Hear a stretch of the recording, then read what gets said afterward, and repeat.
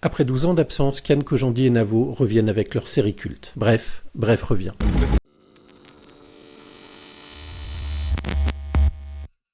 Bref est une série créée par Kian Kojandi et Bruno Muccio alias Navo, qui a été diffusée sur Canal+ en 2011 et 2012 durant l'émission Le Grand Journal. Et la série revient pour une nouvelle saison le 14 février sur Disney. Vianney, le synopsis ? Bref suit le quotidien d'un homme sans nom, trentenaire, célibataire et un peu paumé, qui enchaîne les situations absurdes, les anecdotes hilarantes et les moments de loose. Narrée en accéléré avec un ton ironique et un rythme effréné, la série explore des thèmes comme l'amour, l'amitié, le travail, la procrastination et les questionnements existentiels. Donc on est parti sur cette vidéo pour présenter Bref à ceux qui ne l'auraient pas vu, surtout les plus jeunes ou ceux qui sont passés à côté, et sinon faire un rappel sur Bref, à savoir si il y a un intérêt à attendre cette nouvelle saison ou pas, que ça fait quand même autour de 12-13 ans en fait que Bref s'est arrêté. Donc on va vous parler de Bref et on va revoir un peu l'intérêt et les éléments importants dans Bref. Bref, c'est une création de Kian Kojandi, comme on le disait, et de Navo. Kian Kojandi, on le retrouve en tant que personnage principal. C'est lui qui rencontre tous les événements tout au long de la série. Il y a 82 épisodes qui sont disponibles et sur YouTube et sur Disney+.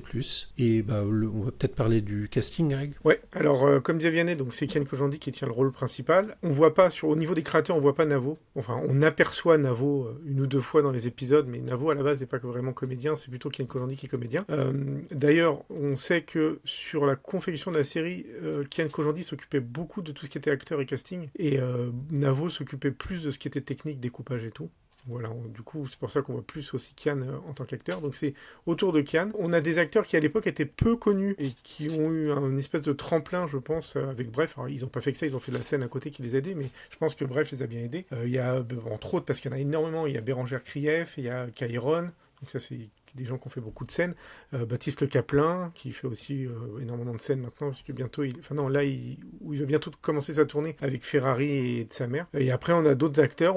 Au bout d'un moment dans la saison, on a des acteurs confirmés, comme dans un épisode qui s'appelle de mémoire Bref, je déteste certaines personnes ou quelque chose comme ça, où là par contre il y a un énorme casting qui prend beaucoup de rêves de l'époque, certainement parce que derrière Bref il y avait Canal+, et donc je pense qu'au bout d'un moment Canal+ a ramené beaucoup de monde aussi, donc vous allez retrouver beaucoup de têtes qui sont maintenant très connues, mais le casting est très très large et plutôt très bon, en tout cas sur un programme court comme ça, le casting est plutôt bon. À noter que malheureusement il y a une des comédiennes qu'on est sûr qu'on ne reverra pas, c'est Françoise Bertin, qui est dans certainement un des épisodes que personnellement je préfère, qui est Bref, je suis vieille, qui malheureusement elle est décédée, donc voilà, et on sait qu'on ne la reverra pas dans la prochaine saison. On va peut-être parler de la réal, parce que c'est quand même...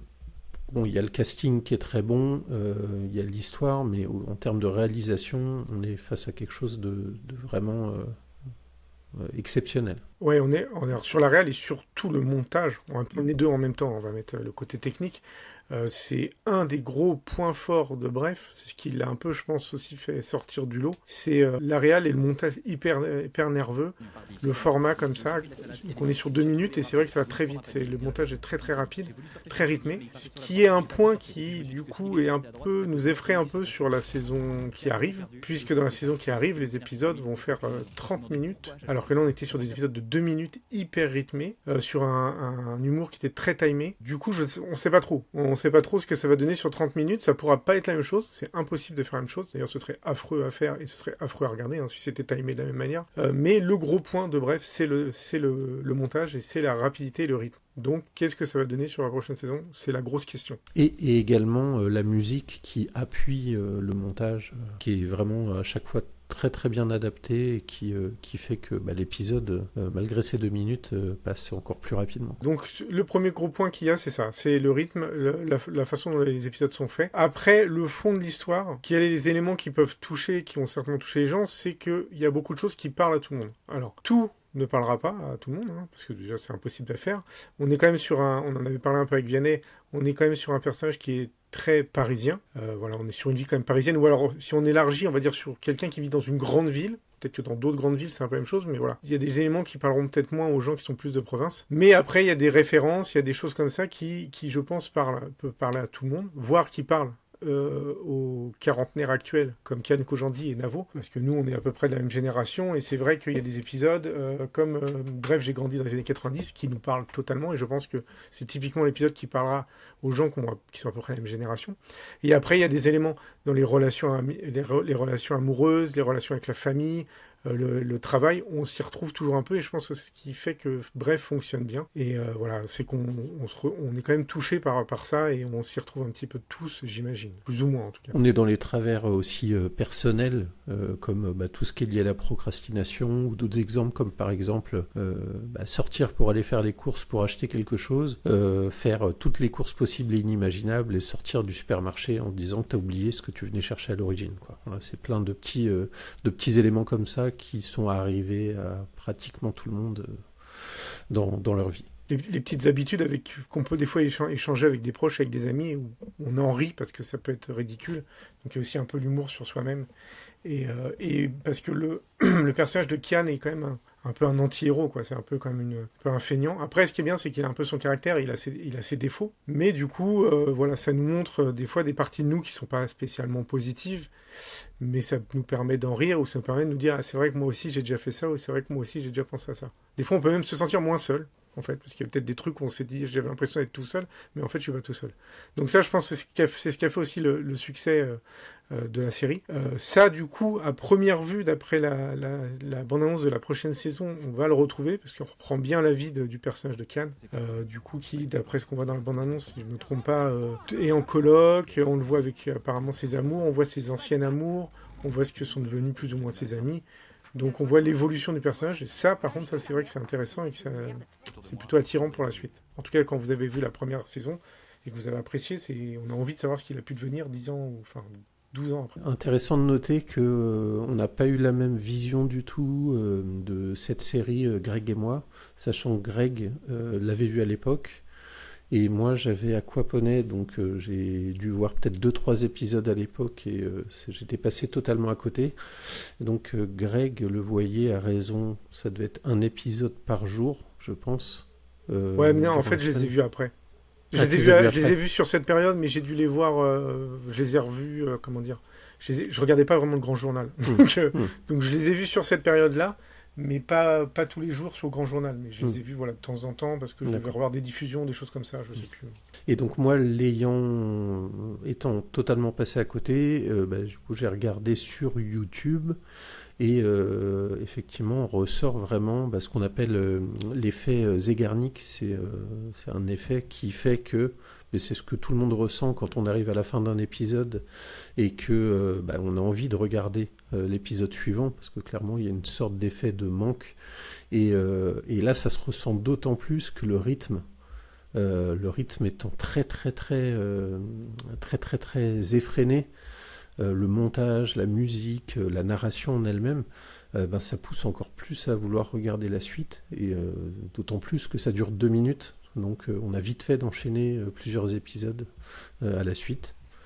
Donc voilà, en tout cas c'est l'impression que j'ai eue en regardant la série. Ouais, le seul défaut, on en avait parlé aussi, le fait de tout regarder à la suite, c'est que il y a des fois, ils utilisent un peu l'humour de répétition.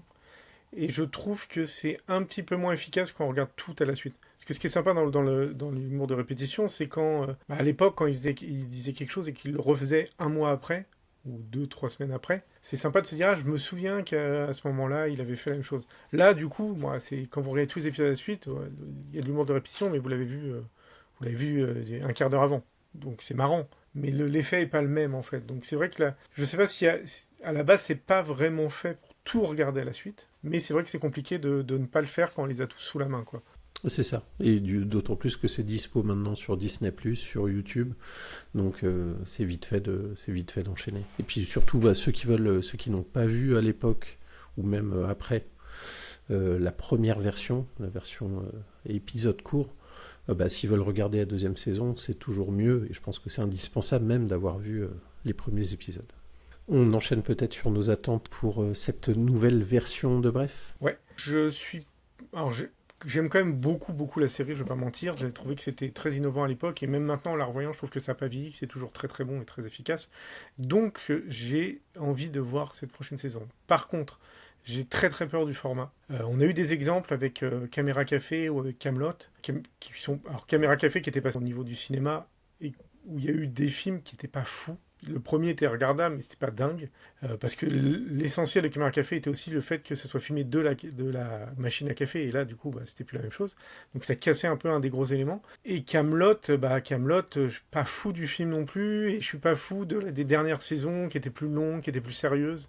Les changements de format, voilà, quand les séries fonctionnent bien sur des timings précis, le changement de timing, des fois, c'est plutôt négatif. Donc j'ai très peur du changement de format. Je sais par contre, à ce qu'on voit dans la bande-annonce, on voit qu'il y a des acteurs qui sont assez costauds. Je crois qu'on voit Alexandre Astier, on voit Laura Felpin, tout ça. Donc je pense qu'au niveau casting, on va toujours être sur des trucs assez dingues. En plus, depuis, Kian Kojandi et Navo sont nettement plus connus. Kian Kojandi a fait pas mal de scènes. Il a Hot Ones sur Canal. Il a fait son émission Un bon moment avec Navo qui passait sur YouTube, qui est peut-être sur Canal aussi, je sais plus. Donc maintenant, ils sont bien établis. Donc je pense que là, ils ont encore plus de monde sur le casting. Donc au niveau casting, je pense que là, il n'y aura pas de mauvaise surprise. Je pense que ça va être costaud. Niveau d'écriture, je pense que le fond va être intéressant, parce que je trouve que c'est plutôt assez intéressant sur l'ancienne saison de Bref. Après, voilà, c'est le format, le timing, je sais pas ce que ça va donner. Je sais pas, faut voir. Le format fait très peur, en fait. On verra. Moi, j'attends peut-être moins impatiemment que toi cette série. Et pour revenir sur ce que tu disais, je suis totalement d'accord. Et pour moi, le moyen de pouvoir conserver ce rythme et cette écriture qui est nerveuse, c'est de fonctionner un peu sur des principes de flashback, sur des situations qui ne sont pas expliquées immédiatement, des retours en arrière, ou peut-être même des flash-forward, qui était spécialité de Lost, entre guillemets. Donc, s'ils partent dans ce sens-là, je pense qu'ils peuvent réussir à donner du rythme sur un épisode de 30 minutes. Mais je suis quand même dubitatif. C'est vrai que pour ceux qui n'ont pas vu Bref, première saison, regardez-la d'ailleurs, comme on vous a dit, c'est disponible, donc profitez-en. Ou ceux qui l'ont vu il y a longtemps, ils avaient déjà utilisé à l'époque un petit peu, où il y avait un épisode qui était raconté par un personnage et la même histoire était racontée par un autre personnage, ou alors il y avait des choses sur des flashbacks. Donc c'est vrai qu'ils avaient déjà utilisé un peu ça sur les épisodes, donc c'est possible qu'ils réutilisent ce processus sur des épisodes de 30 minutes. Ce qui donnera peut-être quelque chose de bien. Faut voir. Après, ils ont mis 12 ans à la sortir, donc c'est plutôt une bonne chose, je pense. C'est plutôt une bonne chose. Je pense qu'ils ont mis un peu de temps à l'écrire et qu'ils ont dû un peu y réfléchir. Donc ça, c'est plutôt un bon point. Après, je vais dire nous, même si toi tu l'attends moins, mais nous, ça peut nous toucher un peu plus, d'autant que, comme je disais, c'est notre génération. Donc quand ils ont passé la première saison, on avait 30 ans et voilà, maintenant on est quarantenaire.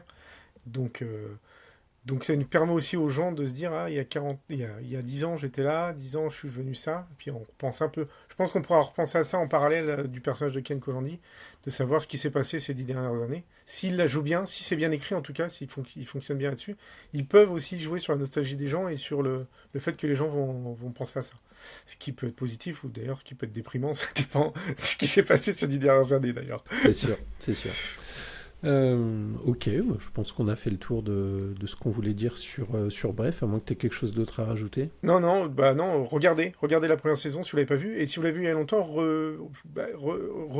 retentez-le, et peut-être, comme on disait, retentez-le, mais peut-être regardez 3-4 épisodes, et le lendemain 3-4, mais peut-être éviter de tout regarder les 3 heures d'un seul coup. Ça gâche un peu le truc, je trouve. Ça reste sympa, mais ça gâche un peu certains éléments. Dites-nous en commentaire ce que vous avez pensé de Bref, si vous l'avez vu. Si vous ne l'avez pas vu, Greg et moi, on vous invite à le regarder, parce que c'est les versions, les anciennes versions de 2 minutes sont quand même assez intéressantes et de très très bonne qualité. Dites-nous en commentaire ce que vous pensez de cette nouvelle version de Bref.